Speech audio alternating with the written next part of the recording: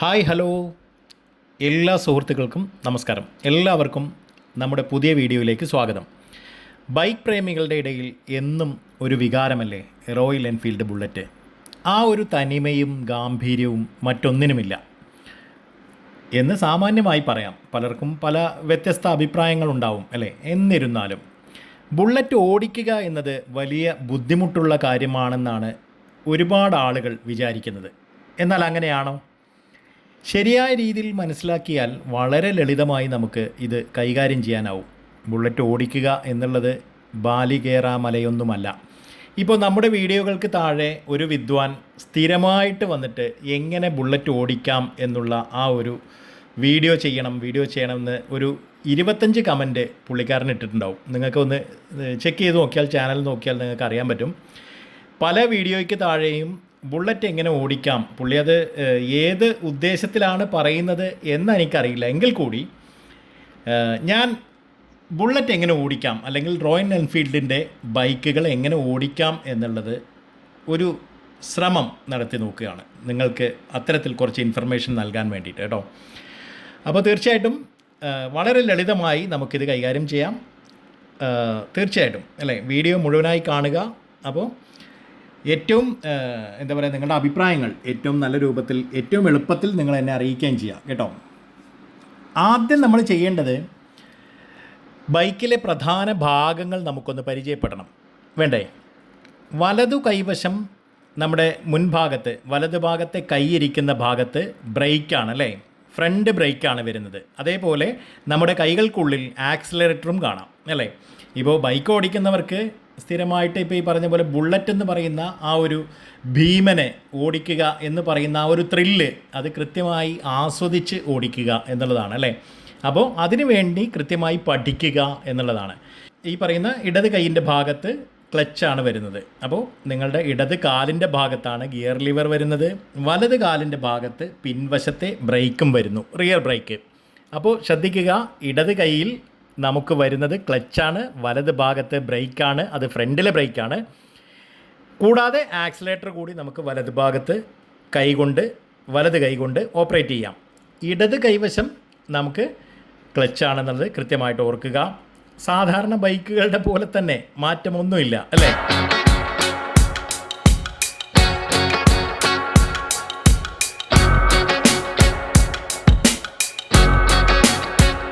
Bullet 350യുടെ ഈ മോഡലുകളിലൊക്കെ self start സംവിധാനമുണ്ട്. അപ്പോൾ ഇപ്പോൾ കിക്കർ എന്നുള്ള സംവിധാനം ഔട്ട്ഡേറ്റഡ് ആയതുകൊണ്ട് തന്നെ അത് റോയൽ എൻഫീൽഡ് ഒഴിവാക്കിയിട്ടുണ്ട്.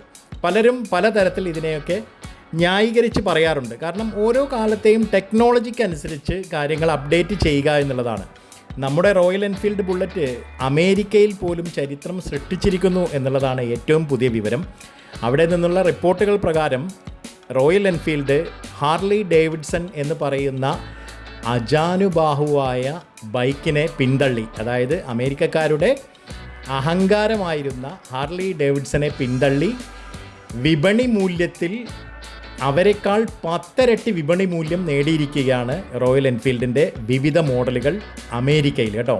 അപ്പോൾ ശ്രദ്ധിക്കുക, നമുക്ക് ഇവിടെ മാത്രമല്ല പിടി, അങ്ങ് അമേരിക്കയിലുമുണ്ട് പിടി.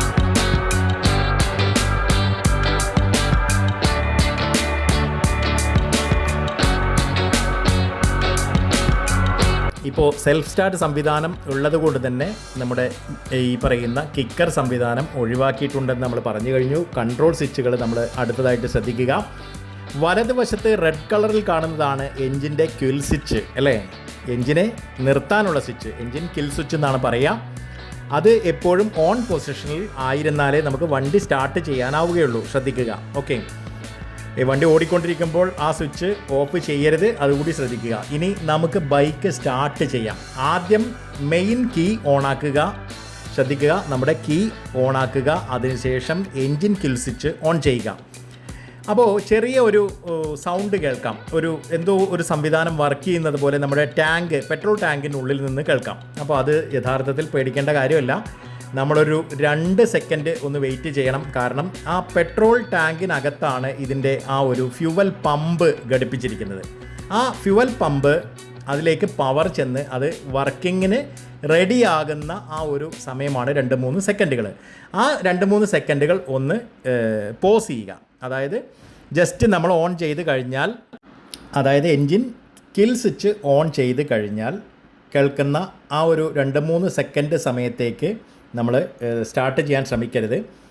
ഒന്ന് വെയിറ്റ് ചെയ്തതിന് ശേഷം പെട്ടെന്ന് തന്നെ നമുക്ക് ബൈക്ക് ന്യൂട്രൽ ആണെന്ന് ഉറപ്പ് വരുത്തുക. മീറ്ററിൽ പച്ച നിറത്തിലുള്ള N എന്ന അക്ഷരം തെളിയുന്നത് നമുക്ക് ശ്രദ്ധിക്കാനാവും. ക്ലച്ച് പിടിച്ചതിന് ശേഷം സെൽഫ് സ്റ്റാർട്ട് ബട്ടൺ അമർത്തുക. ക്ലച്ച് പിടിക്കാതെയും നമുക്ക് എന്ത് ചെയ്യാം? സ്റ്റാർട്ട് ബട്ടൺ അമർത്താം. അതിന് തടസ്സമില്ല. 2 തരത്തിലും ചെയ്യാം. വണ്ടിയിൽ ഇരിക്കുന്ന സമയത്താണെങ്കിൽ, അത് ഗിയറിലാണെങ്കിൽ, ക്ലച്ച് പിടിക്കുകയാണെങ്കിൽ നമുക്ക് സെൽഫ് സ്റ്റാർട്ട് ബട്ടൺ അമർത്തി വണ്ടി സ്റ്റാർട്ട് ചെയ്യാനാവും. ഇനി ന്യൂട്രലാണെങ്കിൽ ക്ലച്ച് പിടിക്കാതെ തന്നെ നമുക്ക് സ്റ്റാർട്ട് ചെയ്യുകയും ആവാം. ഓക്കെ, അപ്പോൾ വണ്ടി സ്റ്റാർട്ടായി കഴിഞ്ഞു.